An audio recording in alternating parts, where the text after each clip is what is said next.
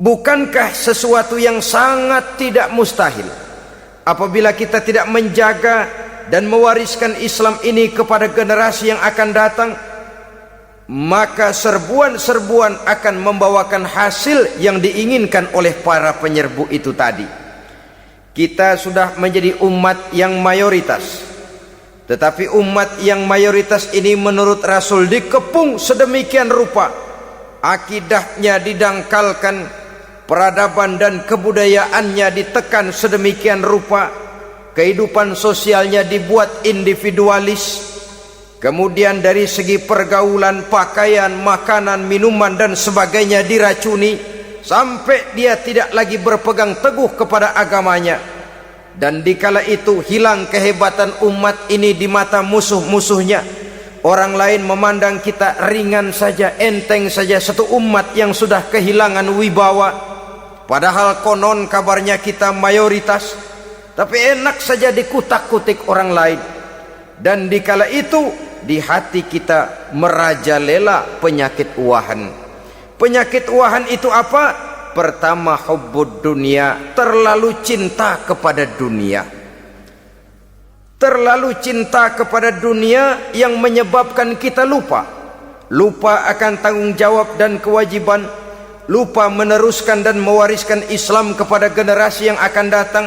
Kita berlomba hanya untuk mengejar dunia dan seluruh isinya, baik dia bernama material, baik dia bernama seksual, baik dia bernama pangkat, jabatan dan kedudukan. Berlomba-lomba kita di dalamnya sampai tercampaklah penyakit hubbud dunia di dalam hati ini.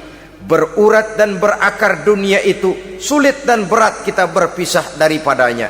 Akibatnya kemauan untuk berbuat demi dan atas nama agama sangat sulit terwujud di dalam kehidupan ini. Yang kedua, karahiyatul maut, terlalu takut kepada mati. Baik mati ajal, mati dalam artian yang sebenarnya, baik mati usahanya, baik mati karirnya, baik mati pangkat dan jabatannya. Sehingga dengan demikian akibatnya jatuhlah kita menjadi umat yang kehilangan wibawa di mata orang lain. Saudara-saudara kaum muslimin rahimakumullah, saya katakan tadi, perang yang kita hadapi di zaman sekarang adalah perang akidah. Perang menghadapi peradaban dan kebudayaan yang menghancurkan moral daripada anak-anak kita. Perang menghadapi banjirnya maksiat dan munkarat, yang di tengah-tengah itu, di samping berkewajiban menjaga diri dan keluarga, kita pun juga berkewajiban menjaga anak-anak kita, generasi yang akan datang, mengarahkan dan mendidik mereka sesuai dengan yang dikehendaki oleh Allah Subhanahu wa ta'ala. Oleh sebab itu, pada pertemuan kali ini yang akan saya bicarakan ialah bagaimana idealnya seorang muslim lebih dahulu memberikan pendidikan kepada anak-anaknya. Di tengah satu situasi dan kondisi di mana serbuan datang silih berganti melanda dan menghantam umat Islam, kemana anak-anak kita ini harus kita arahkan? Karena kita orang tua mempunyai tanggung jawab. Anak adalah amanah, menyia-nyiakan amanah adalah dosa, dan dosa itu merupakan satu dosa yang besar. Bahkan orang tua bisa saja masuk neraka kalau tidak bertanggung jawab tentang anak-anaknya. Satu riwayat menjelaskan, ada orang soleh, ngajinya cukup, solatnya cukup, puasanya cukup, zakatnya cukup, di mana ada majelis taklim hadir, baca Quran hobi, fitnah orang tidak pernah. Di akhirat setelah disidang dia ternyata lebih banyak kebaikannya daripada kejahatannya, maka dia pun diperintahkan dan dipersilahkan masuk ke dalam surga.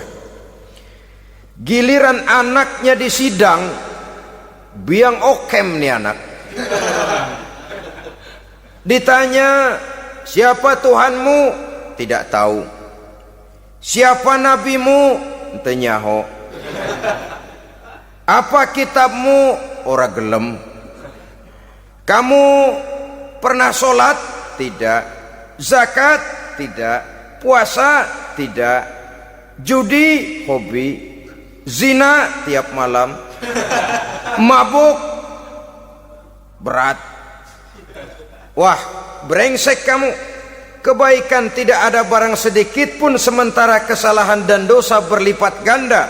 Kamu neraka. Anak ini protes.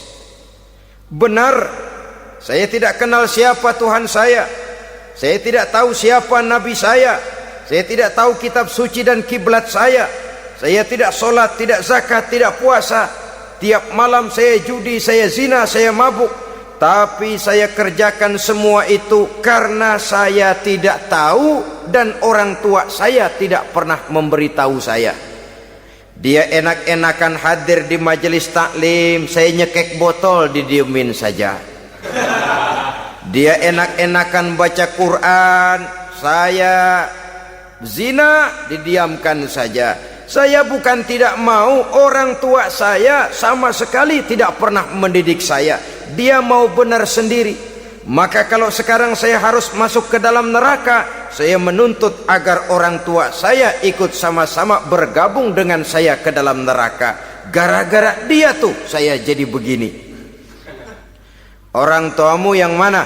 Tuh, yang barusan mau ke surga. Ini orang tua yang sudah mau berangkat ke surga dipanggil. Sebentar dulu mas. Ini benar anak kamu? Iya pak. Waktu di dunia kamu tidak pernah ajarin dia ngaji? Sampai dia tidak kenal Tuhannya, tidak kenal nabinya, tidak kenal kiblat dan kitab sucinya? Iya pak. Dia tidak sholat, kamu diamkan saja. Dia tidak puasa, tidak zakat, kamu bersikap masa bodoh. Bahkan dia judi, dia zina, dia mabuk, kamu pun berdiam diri saja. Iya pak. Tahukah kamu bahwa anak ini adalah amanah? Menyia-nyiakan amanah artinya khianat, dan khianat adalah dosa yang sangat besar. Kamu tidak bertanggung jawab, maka kamu, anakmu gabung ke dalam neraka. Saudara-saudara kaum muslimin rahimakumullah, itu sebabnya Allah pesan benar-benar, ya ayyuhalladzina amanu qu anfusakum wa ahlikum nara. Hai orang-orang yang beriman, jaga dirimu dan keluargamu, istri, anak, orang-orang yang menjadi tanggung jawab dan kewajiban kita, jaga dan pelihara mereka dari api neraka.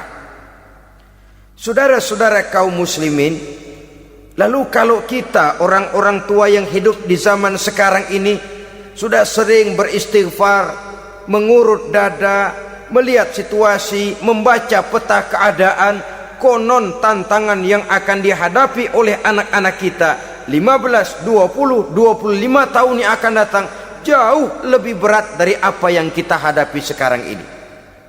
Maka adalah wajar jika kita sebagai orang tua yang cinta kepada agama, cinta kepada anak-anak kita, berpikir untuk mewariskan nilai-nilai yang luhur ini kepada anak-anak kita generasi yang akan datang. Bagaimana pada mulanya kita harus mendidik mereka? Mari kita telusuri apa yang dicontohkan oleh Al-Quranul Karim. Orang-orang tua bijaksana yang diceritakan dalam Al-Quran, kalau sudah berpikir tentang anak-anaknya generasi yang akan datang, pendidikan pertama yang diberikan kepada anaknya ternyata adalah persoalan akidah.